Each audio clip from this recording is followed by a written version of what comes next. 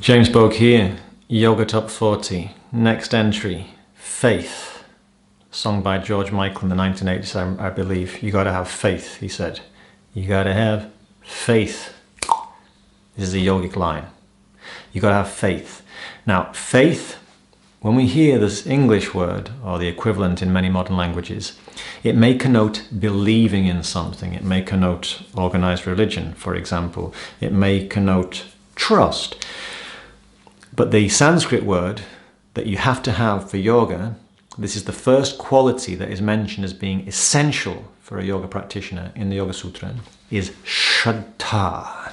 And śraddhā does mean faith. Faith is not an inaccurate translation, but it's not really a complete translation, because śraddhā reaches its meaning out. It points in directions that are not necessarily covered by the English word faith. Śraddhā, etymologically in the Sanskrit, is related to the word hrit, heart.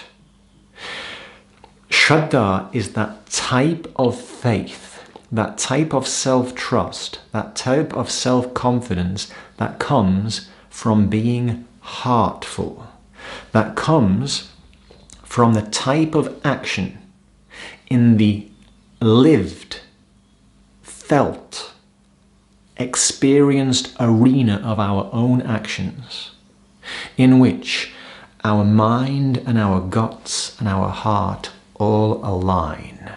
So this is a faith that comes from sincere, heartful exploration. Now, in order to find out if something works for me or not, I have to give it a faithful try. If, for example, I want to know if I can make a certain jump from one place to another, if I just do a half-hearted attempt to make the jump, I won't really know. I have to give it a full, wholehearted, faithful attempt. Then I find out. So talking about jumping from one place to another, a parkour practitioner who practices navigating an environment in the most skillful and direct way, they practice jumping from different places to others.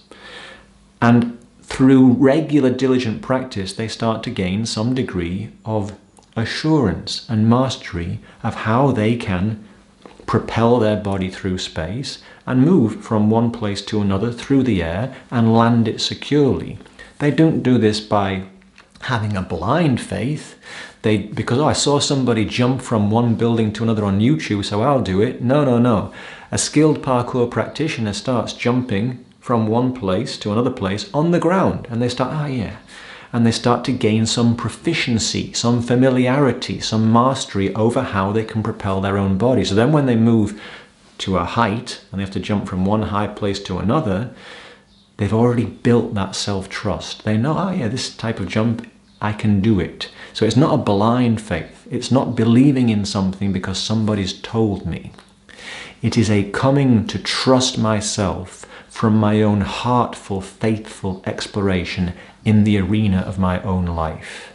And this is the first quality that is mentioned as being absolutely essential for a yoga practitioner. In other words, we have to develop self-trust. We have to claim responsibility for our own way of orienting in the world. In other words, we have to give up outsourcing the idea of what is appropriate for us. We have to find that out for ourselves by faithful exploration. Of course, we can work with the support of other people and other sources of information around us, but we need to come to our own authentic understanding based on faithful exploration in the arena of our own lives. So, for example, when it comes to what to eat, how to eat, a friend was telling me a few months back, one of her friends said to her, I think I need to get tested for allergies. And my friend said, why? Whenever I eat X, I don't feel good. And so my friend said to her, well, why do you need to get tested? If whenever you eat that, you know you don't feel good, well, try not eating it for a while. And then you'll know for yourself. You don't need it to be tested in some laboratory. You are a living laboratory. So when we have that attitude of faithfully, wholeheartedly engaging with reality, we can start to trust ourselves more, because we are endowed with so many gifts, these amazing gifts of our senses, of our movement and expressive and assimilative and digestive and excretory and creative capacities. When we start to work with them heartfully, then we can really start to trust ourselves. And when we start to trust ourselves, we become much stronger. And then it's much easier to claim sovereignty for our experience, which yoga always urges us to do. You, human being, are the sovereign of your life. Remember it. Get up, stand up, claim it. And in order to do that, cultivating that faith in one's own conscience, self-trust, that self-confidence that comes from heartful exploration, is one of the most important foundational practices to keep affirming, cultivating and reinforcing.